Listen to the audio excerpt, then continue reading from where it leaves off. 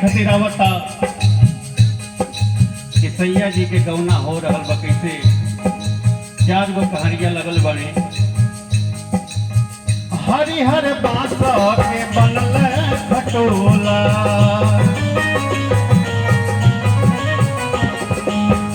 हरिहर बांस के बनल खटोला,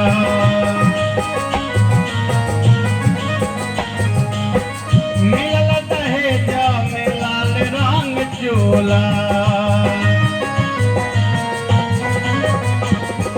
ओ मिलल दहेजा में लाल रंग चोला।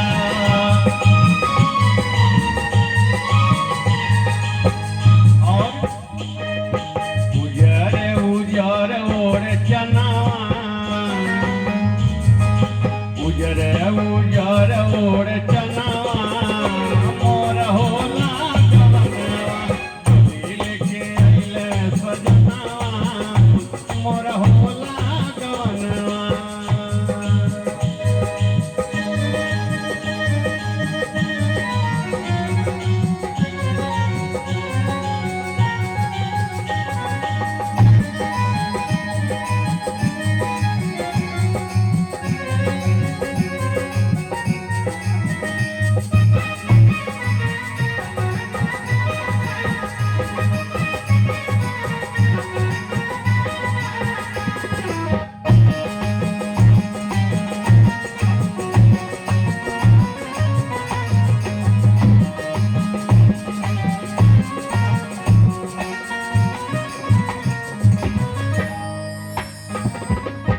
और कौनो समय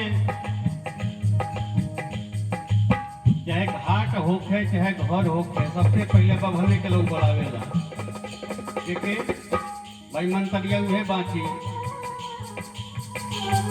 हो बभन के बेटावा मंतर बाची,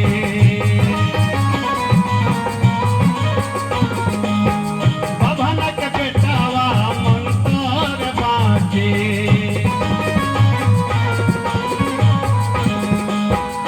तेरी खिड़के चाऊर काचे, बेर खिड़के,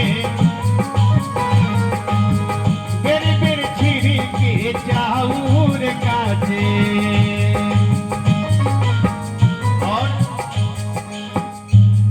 ई गमे गम गम गम गम गम गम के अंगनावा, मोर होला गवनवा, दिल के अइले सजनवा, मोर होला गवनवा, होला गवनवा, होला गवनवा, होला गवनवा, डोली लेके अइले सजनवा, मोर होला गवनवा।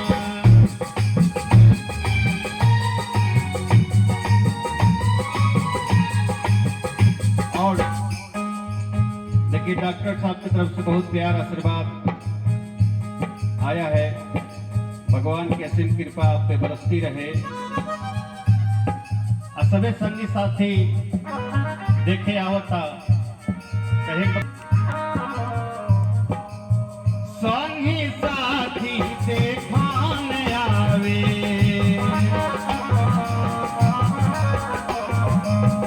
क्षण भर खातिर घूंघटा हटावे,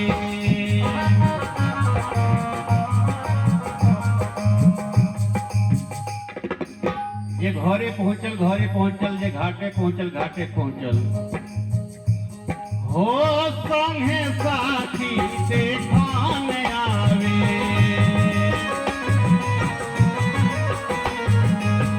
क्षण भर खातिर घूंघटा हटावे,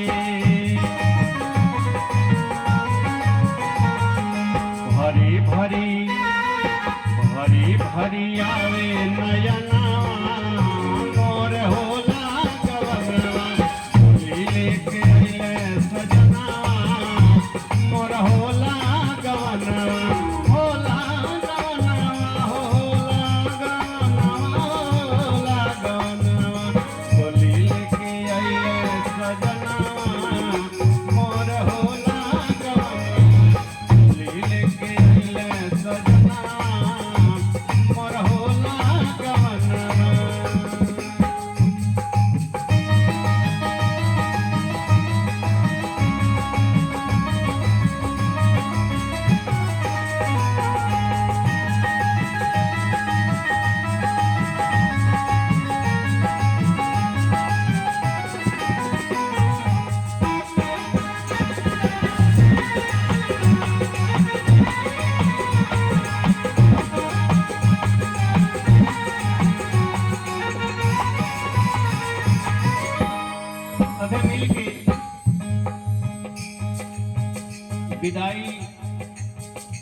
दुख करेला, अंतिम समय में सबके आंख से रोवाई आवेला, चाहे केहू कितना पुरनिया हो जाता का, लेकिन क्षण भर खातिर सबके आंखें में आंसू दे आई जाला। हो मिलजुल के सब कइले विदाई,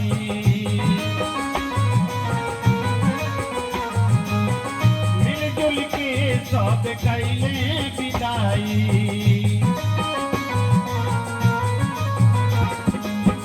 नैहर के नारो के रोआई,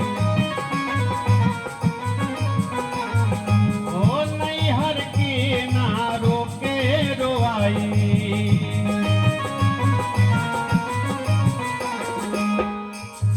ई केसरी पुराइल सपनवा, भरत पुराइल सपनवा, मोर होला कवनवा, दिल के अइले सजनवा, मोर होला कवनवा, होला कवनवा, होला कवनवा, होला कवनवा, होला कवनवा, होला कवनवा, होला कवनवा। ई डोली लेके अइले सज